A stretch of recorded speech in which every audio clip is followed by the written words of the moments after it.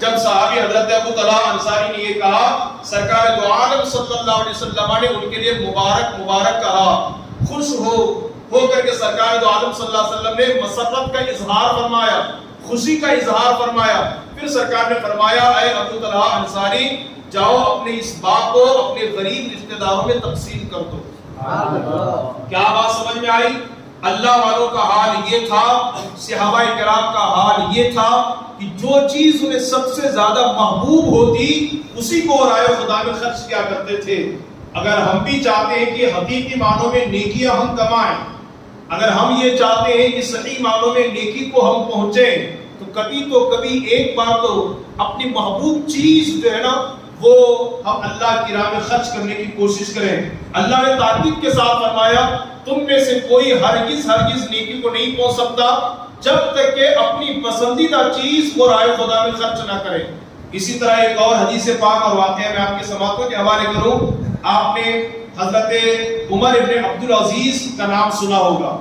حضرت عمر ابن عبدالعزیز یہ خلیفہ رہ چکے ہیں، خلیفۃ المسلمین رہ چکے ہیں، امیر المؤمنین رہ چکے ہیں، بہت بڑے عالم دین ولی کامل گزرے ہیں۔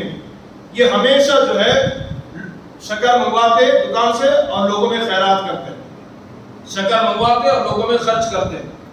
کسی نے ان سے کہا، حضور شکر دینے کی بجائے آپ پیسہ کیوں نہیں دیتے لوگوں کو؟ تو آپ نے جواب میں ارشاد فرمایا، لوگوں کیا تم نے قرآن نہیں پڑھا؟ قرآن میں سورہ آل عمران میں میرا رب فرماتا ہے کہ تم میں کوئی بھی نیکی کو اس وقت تک نہیں پہنچ سکتا جب تک اپنی پسندیدہ اور محبوب چیز رائے خدا میں خرچ نہ کرے، اور مجھے پیسوں سے زیادہ محبوب اور پسندیدہ چیز شکر ہے، جس کی وجہ سے میں اسے رائے خدا میں خرچ کرتا ہوں، اسے میں رائے خدا میں خرچ کرتا ہوں۔ اسی طرح اور آپ دیکھیں حضرت عمر ابن خطاب رضی اللہ تعالی عنہ، حضرت عمر ابن خطاب کو کون نہیں جانتا؟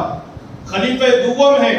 میرے نبی نے فرمایا، آسمان کے ستاروں کی تعداد کے برابر اگر کسی کی نیکیاں ہیں تو وہ جناب عمر ابن خطاب کی نیکیاں ہیں۔ میرے نبی نے فرمایا، اگر میرے بعد نبی ہونا ممکن ہوتا، حالانکہ اب نبی کے بعد کوئی نبی تو نہ ہوگا، لیکن آقا فرماتے کہ اگر میرے بعد کسی کا نبی ہونا ممکن ہوتا تو کوئی اور نبی نہ ہوتا بلکہ عمر ابن خطاب نبی ہوتا۔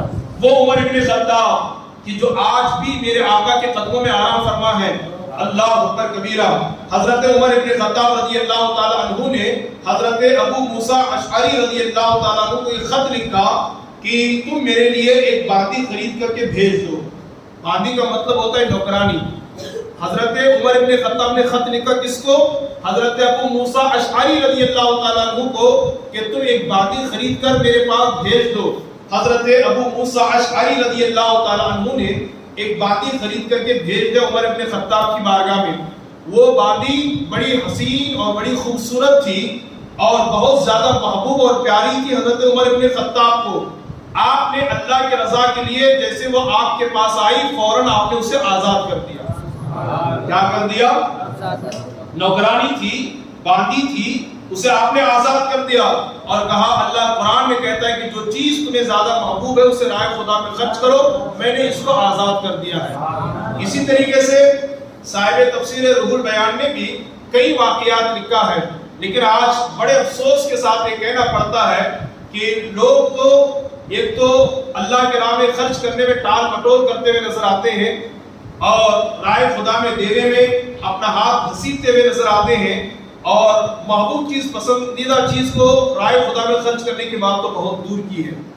حالانکہ ہمیں یہ سوچنا چاہیے ہمارے پاس جو کچھ دولت ہے، چاہے وہ سونے کی شکل میں ہو، چاہے چاندی کی شکل میں ہو، چاہے دکان اور مکان کی شکل میں ہو، چاہے کاروبار کی شکل میں ہو، یہ سب اللہ کی عطا ہے۔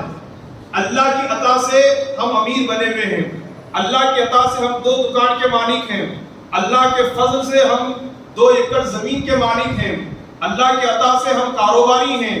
اگر میرا رب نہ چاہے تو ہم امیر نہیں بن سکتے، اگر میرا رب نہ چاہے تو ہمارے پاس دولت نہیں ہو سکتی، اس لیے کہ اس کی مشیت، اس کی چاہت کے بغیر کچھ نہیں ہوتا۔ امیری، غریبی، عزت، ذلت سب اس کے دست قدرت میں ہے۔ لیکن آج بڑے افسوس کے ساتھ کہنا پڑتا ہے، میرے وہ بھائی، میرے وہ امیر حضرات جن پر زکات واجب ہوتی ہے، فرض ہوتی ہے، وہ زکات تک نہیں نکالتے. کسی پر 25,000 زکات ہوتی ہے تو 2,000 نکال کر کے دے دیا، کسی پر 50,000 زکات ہوتی ہے 10,000 نکال کر کے بھیج دیا، باقی 40,000 کھا گئے. جتنا ضروری ہے وہ بھی نہیں نکالتے. پسندیدہ چیز تو قربان کرنے کی بات درکنار ہے، حالانکہ سب جانتے ہیں اللہ کی راہ میں دینے سے مال گھٹتا نہیں ہے بلکہ بڑھتا ہے. صاحب تفسیر نعیمی لکھتے ہیں اپنی کتاب میں، کچھ چیزیں ایسی ہیں کہ خرچ کرنے سے بڑھتی ہیں اور جمع کرنے سے ختم ہوتی ہے. مثال دیتے ہوئے آپ فرماتے ہیں کنویں کا پانی ہے، اگر اسے بار بار نہ نکالا جائے تو کنویں کا پانی بدبودار ہو جائے گا، گندا ہو جائے گا. آپ اس کا مشاہدہ کر سکتے ہیں کہ جس کنویں کو استعمال نہیں کیا جاتا، مہینوں چھوڑ دیا جائے، اس کا پانی گندا ہو جاتا ہے. اور جتنا آپ خرچ کرتے رہیں گے اتنا تر و تازہ پانی آتا رہے گا. تو جتنا خرچ کریں گے تازہ پانی آئے گا. آپ اسی طرح دیکھیں کچھ درخت ہوتے ہیں، ان کو کاٹنا پڑتا ہے، ان کو کاٹنے سے اس کی جڑیں مضبوط ہوتی ہے اور وہ بڑھتی ہوئی نظر آتی ہے. کاٹا نہ جائے اس کی جڑیں مضبوط نہیں ہوتی، تو اس کو کاٹنا پڑتا ہے تب جا کر کے وہ درخت مضبوط ہوتے ہیں. اسی طرح آپ دیکھیں علم ہے، اگر علم کو پھیلایا نہ جائے، علم کو بتایا نہ جائے، پڑھ کر کے اسے محفوظ کر لیا جائے تو علم دھیرے دھیرے گھٹتا جائے گا، کبھی بڑھے گا نہیں. مثال کے طور پر ایک حافظ قرآن ہے، ہر سال اگر وہ تراویح سناتے ہیں تو بہت اچھی بات ہے، لیکن اگر 1 2 3 سال گیپ کر دے یا 2 سال چھوڑ دے تو پھر تیسرے سال تراویح سنانے میں بڑی دقت ہوتی، انہیں بڑی پریشانی ہوتی ہے. یا کوئی عالم صاحب ہے، بہت زبردست باصلاحیت ہے، بہت اچھی صلاحیت کے مالک ہیں، لیکن کتابوں سے ان کا اب کوئی واسطہ نہیں ہے، پڑھانے سے اب ان کا کوئی واسطہ نہیں ہے. اب 2 سال کے بعد آپ ان سے پوچھئے نماز کے واجبات کیا ہیں، بتانے میں دقت ہوگی. آپ ان سے پوچھئے کن کن چیزوں سے نماز ٹوٹتی ہے اور کن چیزوں سے نہیں ٹوٹتی ہے، بتانے میں پریشانی ہوگی. چونکہ 2 3 سال تک کتابوں سے ان کا کوئی واسطہ نہیں رہا. اگر اسے بار بار خرچ کیا جائے، بار بار بولا جائے تو علم بڑھتا جائے گا. ایسے ہی صاحب تفسیر نعیمی فرماتے ہیں دولت بھی ہے، دولت کو جتنا خرچ کرو گے اللہ تبارک و تعالیٰ اس میں اتنی برکت عطا فرمائے گا. یہاں پر مجھے معانی ایک واقعہ یاد آتا ہے، اگر آپ سننا چاہیں. گزرے ہوئے زمانے میں ایک شخص تھا، اس کے پاس ایک فرشتہ شکل انسانی میں آیا اور آ کر کہا ہے انسان، اللہ تبارک و تعالیٰ نے تیری زندگی میں آدھی زندگی کو غریبی میں لکھا ہے اور آدھی زندگی کو امیری میں لکھا ہے. اب یہ تجھ پر ہے کہ تو کیا پہلے اختیار کرنا چاہتا ہے، اختیار کر. امیری چاہے تو پہلے امیری مل جائے گی ورنہ غریبی. تو اس نے کہا کہ میں اپنی بیوی سے مشورہ کیوں نہ کر لوں. کہا ٹھیک ہے مشورہ کرنے کی تمہیں اجازت ہوگی. وہ گھر گیا، جا کر کے اپنی بیوی سے مشورہ کرتا ہے کہ اللہ کا ایک معصوم فرشتہ میرے پاس آیا تھا اور اس نے کہا کہ آدھی زندگی غریبی میں گزرے گی اور آدھی زندگی امیری میں جو کہوں گا وہ مل جائے گا. تو بیوی نے کہا میرے سردار آپ جو ہے نا اس فرشتے سے کہیں کہ اللہ تعالیٰ ہمیں پہلے امیری عطا فرمائے، اللہ ہمیں پہلے امیری عطا فرمائے. تو شوہر نے کہا میرے شریک حیات ابھی ہمارے پاس جوانی ہے، طاقت ہے، کسی طرح کام کر کے مزدوری کر کے زندگی کٹ جائے گی، بڑھاپے میں کمزوری ہوگی، اگر اس دولت ہاتھ آ جائے تو آرام سے زندگی کٹ سکتی ہے. میرا مشورہ یہ کہ پہلے غریبی پھر بعد میں امیری. تو بیوی نے کہا میرے سردار میں آپ کے ہر بات کو سر خم تسلیم کرتی ہوں، ایک مرتبہ میری بات کو سن لیں اور اس پر عمل کر لیں. بیوی کی باتوں کو سن کر کے اس بندے نے کہا دوسرے دن فرشتے سے کہ پہلے ہمیں امیری عطا کر دی جائے. اب جب ان کو امیر اللہ نے بنا دیا تو بیوی نے اپنے شوہر سے کہا میرے سردار اب اگر پوری زندگی آپ امیر بن کر کے رہنا چاہتے ہیں تو ایک کام کریں کہ ہمیشہ اللہ کی راہ میں اپنی دولت کو خرچ کر دیا کریں. اب وہ روزانہ اپنی دولت پر آئے خدا میں خرچ کرتا وہ بندے خدا. تو جب اس کی آدھی زندگی امیری کی گزر گئی، اب جو غریبی کی اس کی جو آدھی زندگی تھی، اللہ پاک نے اس دور کے نبی پر وحی نازل فرمایا رائے خدا میں خرچ کرنے کی. شیطان ہمیں وسوسہ ڈالتا ہے، شیطان ہمیں محتاجی کی فکر دلاتا ہے، دو گے تو غریب بن جاؤ گے، دو گے تو فقیر بن جاؤ گے. حالانکہ ایسا نہیں ہے. آپ یقین کر لیں کہ ایک مرتبہ دیکھ کر کے دیکھیں اللہ تبارک و تعالیٰ کتنی آپ کو نعمتوں سے نوازتا ہے.